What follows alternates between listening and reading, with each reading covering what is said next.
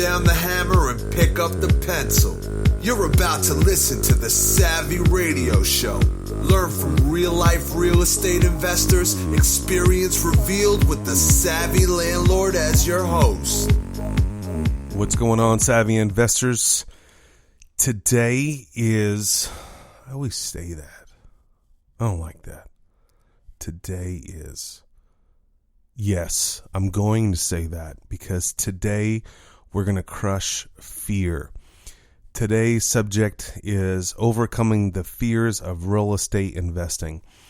And, I didn't really realize that until recently. I have been hanging out with a friend and just trying to get him into real estate. And he actually was in real estate before. But every time I present a deal or ask him or follow up, like what's going on, and what I mean by present a deal, I'm not trying to sell him a property or partner with him in any way. These are opportunities that I see that are in neighborhoods that I don't purchase in. Say they're in just south of me 30 minutes. And when I present those deals, he tends to find a way not to buy them. But when I have conversations with this individual, he's all in, wants to be real estate, wants to be wealthy, wants to be free. And I've been struggling, like I don't get it. I don't get the connection. Why aren't you doing it? And then I realized that there's fears in investing in general and fears in investing in real estate. So today, I said it again, today, I'm going to try to crush fears, overcoming fears. And so here's a quick one that just popped out. Have you ever started investing in real estate and you have the fear of losing money? Well, welcome to the club. You're going to lose money. You're going to lose money every time you go to Starbucks and buy a coffee that you could make at your home. I mean, you're losing money, right? Well, it doesn't taste like Starbucks. Well, actually, you can buy Starbucks, buy the beans and ground them up yourself or whatever the case may be. You're just motivated by instant gratification. And that's the point. Real estate investing in real, building wealth, being successful takes time. It's a slow play game. And so just like what, these pundits say on, stock market, just hold on and you'll get your return back. And it is a true statement. And I think to answer that is because of wisdom, because of knowledge. The deals that I did 10 years ago are not the deals that I do to get today. The deal that I did when I first started this deal, I was so desperate. I wanted to build wealth. I would do anything, and I bought anything I could, which is a pretty simple, plan of attack. And I don't have those deals today, but I'm glad I did those deals, and I'm glad I went through that because I just took a leap of faith. And I think that to overcome fear in anything is with action. Fear is just insecurity. Fear, you can fight fear with insecurity. And so just recently, someone just sent me a message on Facebook saying, what would you do? I have X amount of money in debt. I am fined by the IRS. And, that's fear. We're all scared of the IRS. And I mean, we should have a healthy fear. People have a fear of God. But, how to fight fear, you call an attorney that has dealt with negotiations with the IRS and get data. Get as much data as you can, make a sound decision. And then what it is what it is. You owe the money, pay the money. You don't have the money, figure out a way to pay them back, work out a payment plan that's reasonably priced. I know the government does work with people, but it's not the perfect answer. But there is no perfect answer. The perfect answer is that you just need to do action. Move something in the right direction towards what you're going against. So, how do you overcome fear? Well, the way I do it, and it's just fascinating that people, when I say that I'm X amount of money in debt, and they're like, they drop their jaw. I can't believe that you're millions of dollars in debt. Well, I don't look at money as what's the worst thing that could happen. I mean, I'm being serious. I'm not saying that I'm $1 million in debt in real estate, and I am, and it doesn't weigh on me. It affects me. Yeah, of course. The decisions that I make, the staff that works for me, the contractor that's, building, a carport for one of our properties, I take it very serious. He needs me to provide for him so he can live. Now, yeah, of course, if I went under, he'd be fine. But I think it's more riskful to stroll around trying to find a job and trusting some CEO and not taking your own reins of your own life. And what if they don't perform? So I always operate like this. Worst case scenario. What's the worst thing that can happen? I go to bankruptcy. I lose the property. No, I buy it right through education. And what's the worst thing? I always ask myself, if I don't do it, will I feel regretful? Now, I'm not a real expert on Anthony Robbins, which I think he is incredible, but I believe that he's coined this, and I definitely think that you should look this up. Just Google this: pain versus pleasure. We are all a product of what we do is because either we're going after pain, we're going away from pain, and we're going after pleasure. And so risk for some is an adrenaline. Like, you will not see me jumping out of a plane.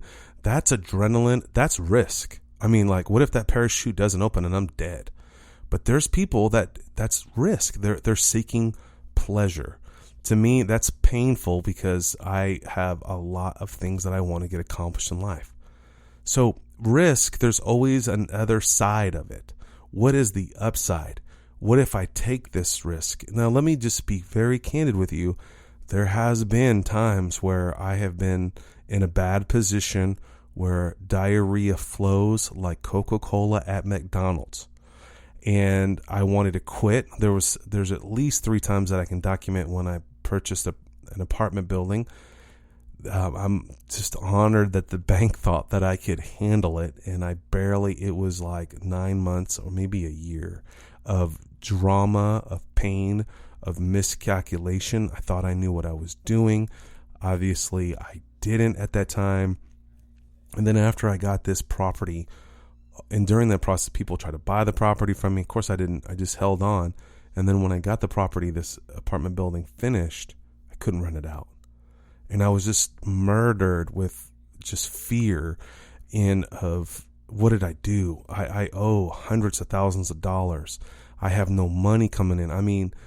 Every credit card was jammed the F up. And I don't even know how am I going to get the paint to finish this. And I'm so glad that I fought through that. That has been an amazing property. It has doubled in value. Now, people think, wow, you're so amazing. No, I actually bought that property in the worst part of town. And it's a great story. My wife drove by there at night and she was scared. And only reason why I bought that property because I was able to, because the banker said that he would loan on it. I never knew that it would be worth twice the amount. And things just happen. I didn't predict that, but I know that I did have fear and I overcame it. So I operate from worst case scenario. I hope that this podcast, the short podcast today, will encourage you just to stop and think about, what if I don't do it? What if I don't pull the trigger? What if I don't call that person back? Be proactive, not reactive, and take action. So here's some other practical applications. First of all, to me, people think that I'm so riskful in real estate. To me, it's like super safe because it's all calculated. It all boils down to the numbers.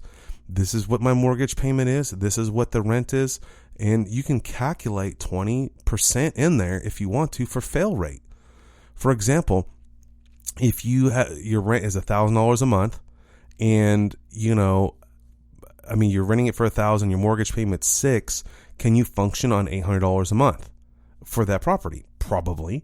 So that's a safe number. Yes, $1,000 would be great. I'd get $400 a month cash flow, but I'm content with $200. Now, the reason why I threw out 20, because that's a super conservative percentage.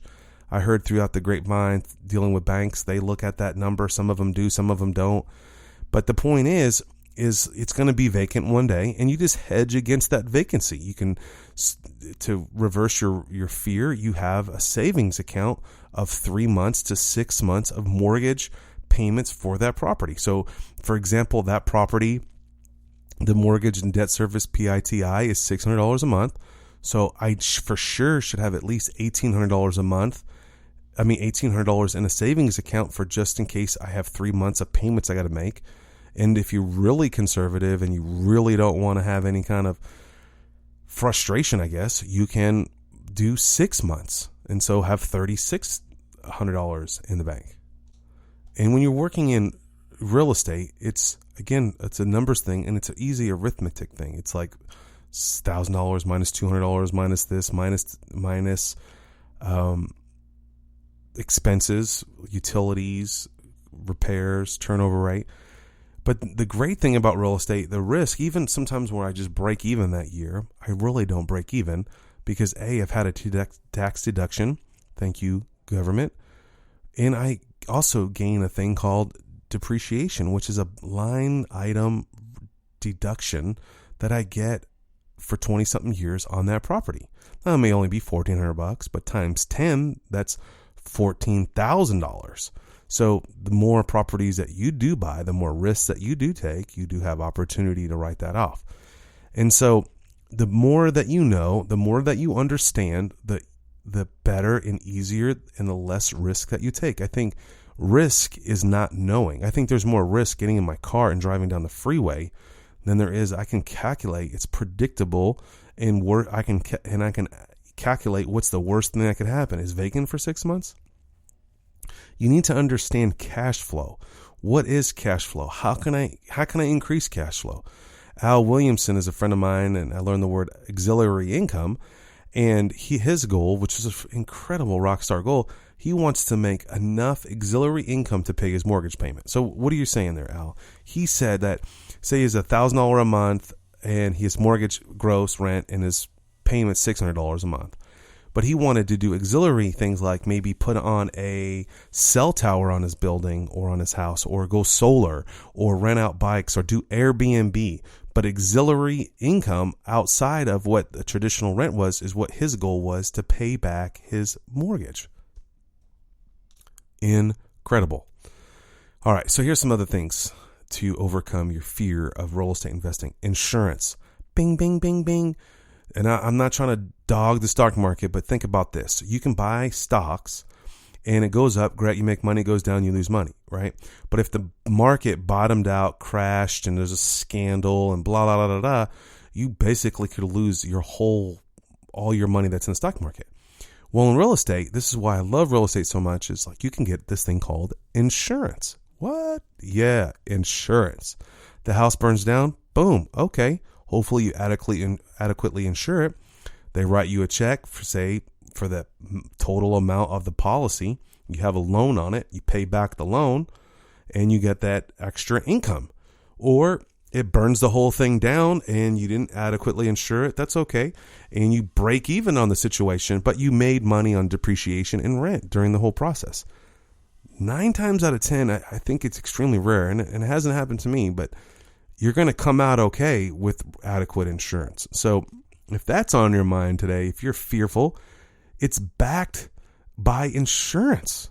I mean, your real estate, your risk that you're taking, it's going to burn down, or bad tenants, or 20 other, reasons why you don't invest in real estate. Think of insurance. All right. Another one, team. Leverage your team. I'm doing this new thing right now called group coaching. It's pretty cool. It's pretty fun. We're getting together and we're learning from each other, and kind of a mastermind group. But, only the committed ones are showing up at 7:00 in the morning. And, one guy made a suggestion that just turned my whole world upside down. And that's a team. You can text me, Facebook me, email me. There's not an issue that we cannot solve. Not me per se, because I'm not the guru expert, but I have some experience. I've been doing this since 1999. I've had a few tenants leave at the middle of the night. I've had a few tenants flip me off. I've had a few tenants say that I'm this horrible person because I'm evicting them. I have some wisdom, but man, you put 10 landlords together, and this is why we do the landlordlunch.com, the room is full of ways to solve problems. So leverage your team. if you're worried about buying a specific property, I remember back in the day when I was just getting started, and my mentor, that I would claim anyone as my mentor. And to this day, I still claim as many people as I can as my mentor. And you need as many mentors as possible: financial mentor, wholesale mentor, you name it, get mentors. And I would say, hey, what's up, homie? You want to do lunch? And he'd be like, yeah. I was like, hey, can you meet me in Midwest City? And we would roll out to Midwest City, go to lunch. And I was like, by the way, man, do you have some time? Can we go look at a crib? And then a couple of times I would catch one of my mentors off guard, like, hey. And then sometimes I'd be like, hey, man, would you mind looking at this property? I'm about to put it under contract, or I have it under contract. I'd like for you to look at it, and I'd love to take you out to lunch. Simple. Leverage your team. When you have another individual, another human being, may it be a male or female, saying that's not a deal, that's a deal. And sometimes you ultimately know in your heart if this is what you should be doing. You have confirmation. So, there's always an expert in your market. Become friends with them. I think another risk situation that you need to consider is that you're losing an amazing opportunity. Right now I'm stretching really hard on an acquisition, and I'm actually just dealing with this with my wife, which is an amazing experience because she's not involved in my real estate transactions. She supports me. She's an amazing person, but real estate's not her deal. She's like, you go do it, girl. You go do it, boy. Or I'm like, hey, Shanae is her name. I go, oh, Shanizzy.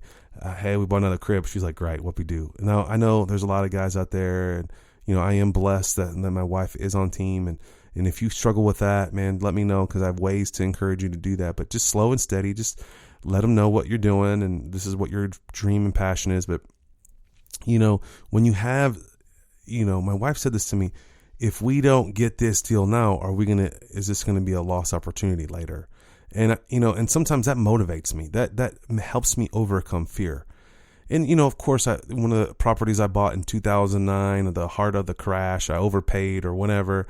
It's still cash flowing. It's only cash flowing $25. But, I thought that was, opportunity of a lifetime. But now I know, hindsight, I didn't know, I wasn't educated, and now I am. So, but think about it that way. Am I going to, have a realtor that says, make an offer that you're not going to be upset if you don't get it? And I'm like, I hate that when he says that, because it's so true. What's that number that you're going to be comfortable with, that's not going to hurt you if you say that number? Another thing is, I'm trying to buy this huge acquisition, and one of my friends says, what about a downturn? What about a downturn? It happens. Now, I'm fortunate that I've been doing this for about almost, 16, 17 years. I didn't really know what cycles were. I understand cycles. Stock market has cycles, and you can kind of predict, you can kind of know that the prices are hot right now, but a downturn can happen, and you just have to hedge against it. Have some sort of cash savings. If you go back to the original thing I said, have 3 months, 6 months, and be disciplined about it, you will sleep a lot better at night. And if in California, I have a friend that did buy a property in Pittsburgh, California, just outside of the Bay Area. And the market back then, the houses were $500,000. That was a deal, because everything on the East Bay was $1 million. I mean, it's just stupid out there. And he actually purchased a foreclosure, and for $225,000, and that was reasonably, with his job, that was a great payment.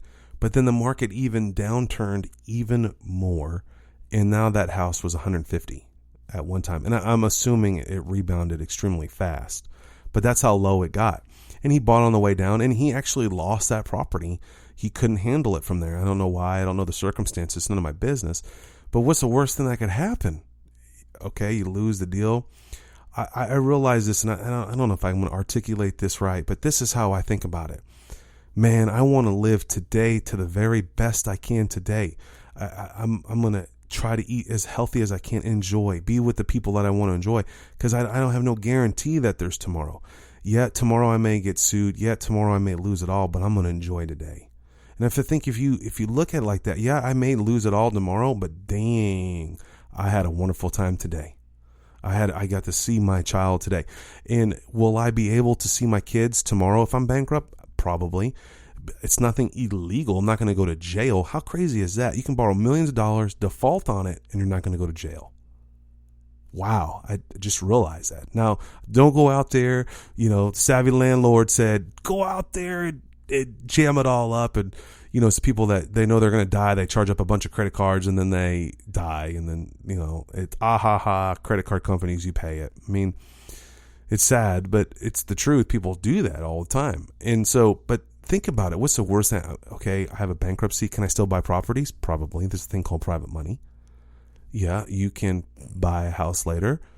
It would, and I'm talking extremes here. Yes, you could probably buy another house with a bankruptcy on your credit. You're going to just pay a little bit more interest, okay, because you are defaulted and you are going to have to pay the piper. It's just life happens.